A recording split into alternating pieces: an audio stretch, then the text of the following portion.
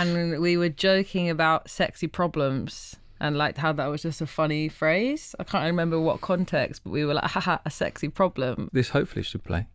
And I don't mean to rope you in with all that sex. Didn't mean to rope you in. But then I went back to my hotel room, my travel lodge in Bath, and I listened to it like 50 times. And like that's when you know that you've done a good thing. And you're like, again. You're like, again. Like I just remember being like, this is the start of an album.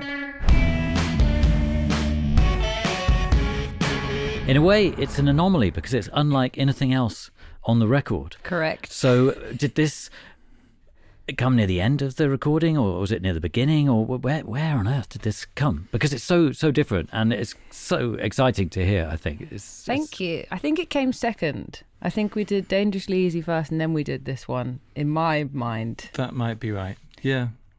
I mean, one of the things I like best of all is at the end of sort of day 1 or 2 of writing something, when you think, I'm not sure I've ever heard anything like this ever before. And this is one of those. I was confused a bit by this song when we wrote it. I remember, like after the second day, I don't know if we'd added vocoder and stuff yet. I don't know if we'd got to that point. That was one of my sort of my later night additions. No, that's not how it went. No.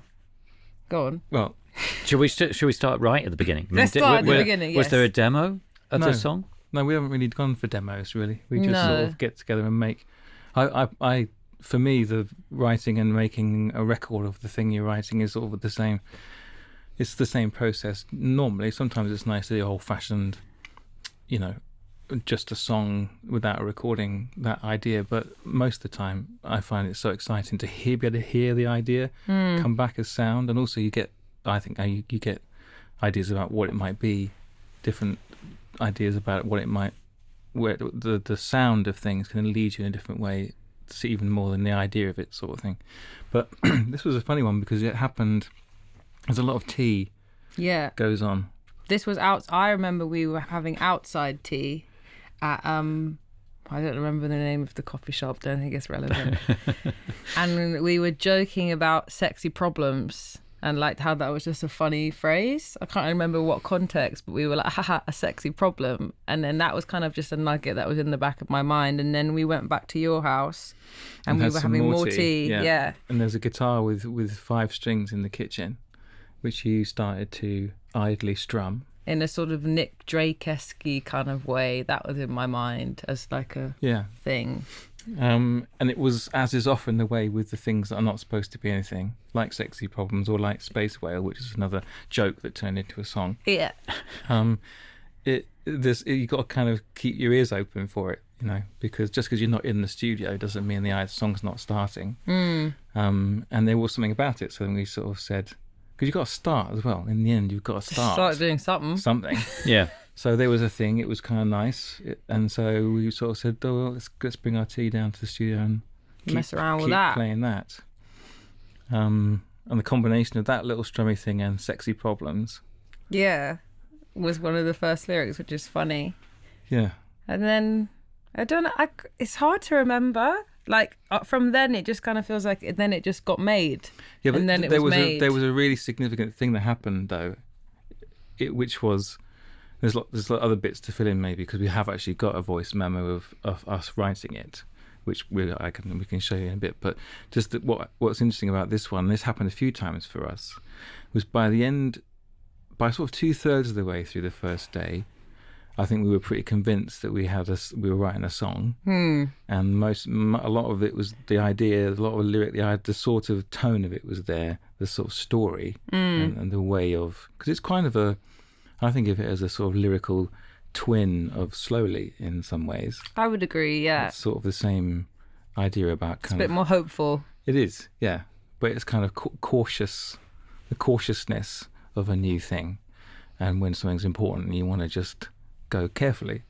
So it's kind of my vibe. Yeah, and also you do have a kind of extraterrestrial thing going on. Yeah. Not totally sure you're from I don't know, this Earth. But anyway, but by the end, so like 2/3 of the way through the day, yay, confident, happy. Mm-hmm. By the end of the day, and this happened a few times, Olivia has an end of day 1 freak out where she abandons the song. You decide, Yeah, that's true, actually. Yeah, it happened a few times. You decided at the end that it was just a sort of like indie girl strum along bullshit. Yeah, I was like, get rid of this. It's also I'm weird. confused It's like, by this. Yeah, it was, and you sort of left, and I sort of said, don't like, just go away, basically. Just sleep on it. We'll see how it feels in the morning. Mm-hmm. And then you went off, but there was something, I liked the words so much, and there was something in it. And I remember that, and so I did one of those things where I went back in the evening by myself, and that's when I tried out the vocoder and I sort of made this sort of, because we had a kind of piano and acoustic guitar all the way through, singer-songwriter version. Yes, I remember now. And I was like, this isn't interesting enough. Like, I thought the lyrics and what it was about was really good, but I just couldn't see a way that it would exist with the rest of not even the rest of the stuff we were doing, but just like what I had envisioned for the album I was making. Yeah. But then you made it good. Well, I just really, really wanted the idea to survive. And so I just thought, okay, let's just try some things. I mean, sometimes vocoders is the sort of last resort of a scoundrel or whatever. It's like, if you can't think of anything else. But that wasn't the case. It was like, because it had a UFO in the lyric, and because obviously it's a bit sci-fi vocoder, and I just thought, what would happen if we were able to take all the instruments out? So we're just hearing the melody and the words, and then we can, because all the bits, I mean, so much of what makes good records is just turning stuff off, and waiting for the right moment to bring them back in. So I just did this sort of skeletal version where there's hardly anything in it, and then just one side of the guitar, and then the other side, and then some bass, and then I made what sort of ended up staying as the kind of shape of it, and thinking, I think there's something, and I went back to go to bed, and I didn't go to bed, I just listened to it like 50 times in a row. But it's funny you say that, sorry to interject, but when you then played me the vocoder version the next day, I can't remember my immediate reaction, but then I went back to my hotel room, my travel lodge in Bath, and I listened to it like 50 times. And like, that's when you know that you've done a good thing. And you're like, again, like, I just remember being like, this is the start of an album. Yeah. That's great. That's really. So what can we hear? I guess we need to hear something from that first day, when that initial inspiration. I'm intrigued to hear this. Well, let's see if I can find the voice note, or hopefully it will play. It's in a funny format that sometimes my special computer doesn't like. Yes, you have a cool computer. It's both MacBook and Microsoft. Yeah, whatever they're called. Haven't even got a name. That's how popular they are. Cracked laptop. Did you know Tape Notes is an independent channel? Everything we do is funded by your support.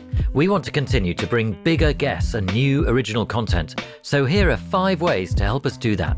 Patrons get access to our full archive of long-form videos. We're talking 2-hour conversations with the best artists and producers in the world. You also get entry into our amazing monthly giveaways, plus exclusive behind-the-scenes content and much more.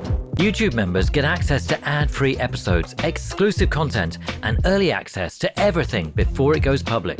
Another great way to support us is by checking out our sponsor, Tape It, a recording app made for musicians by musicians. Download the app and get 20% off Tape It Pro using the code TAPENOTES. We have just released our first ever line of merch. Head to the store tab on our channel page, or check the merch section below this video to browse all our new designs and products. And finally, the simplest one. Follow us across all our platforms. Keep watching, liking, commenting, and sharing what we do. Tape Notes wouldn't exist without you. So, thank you. And now, back to the episode. Okay, so this hopefully should play.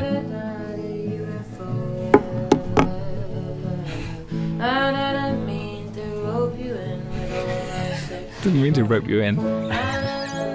So at this point, are you still in the kitchen with the 5-string guitar? We're in the studio now. Yeah. Playing together, yeah. And it's funny because it's basically that's the song straight away. This is probably the first 20 minutes. Ooh, some good lyrics we didn't use there. Sang I sang. So, and are you playing piano then? Yeah. And I'm on the guitar. Yeah. Yeah, I think this is the first time we even did these changes.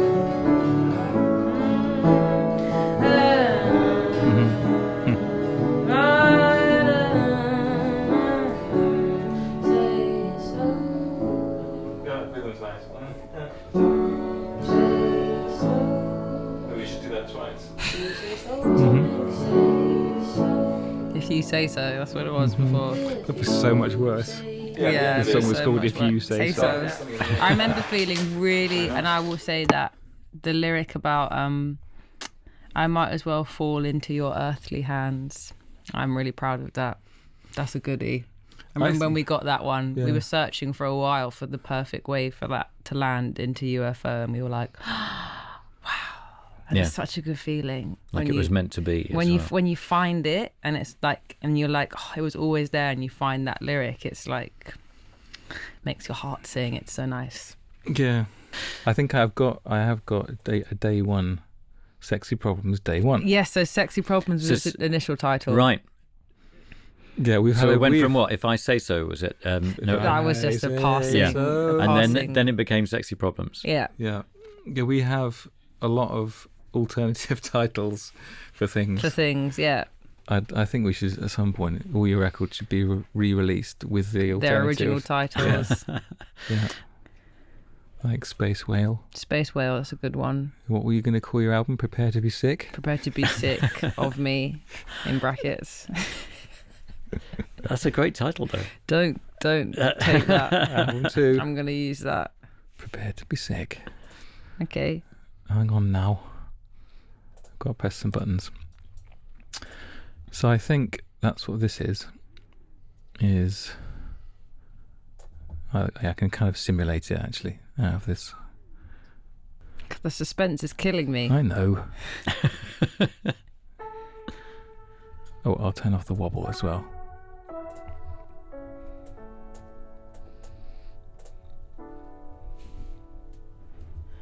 I'm trying to fly a UFO, don't really do this often. Plus I forgot all the controls, me and my sexy problem. This is quite John Lewis to me. My critical brain would be like, we should leave this a bit. Yeah, right. Well, that's the point. No GPS, no ETA, I don't know what I'm doing. And is that the Nashville guitar? Yes. Can hear? That's cool. That's me messing up. Version that I've seen, and I need somewhere to land. I might as well fall. So you can it's funny now, because now we know that it's a song, and we know that we believe in it. Now it still sounds like a lovely song. Exactly. But you can sort of understand how, because we didn't know yet. I just think I have a real, like, jarringness to things that are too saccharine, like too sweet. And if they start to verge into that zone, I'm like, oh, I don't want it. Get it away. Yeah. So Which can be to my detriment sometimes. Yes.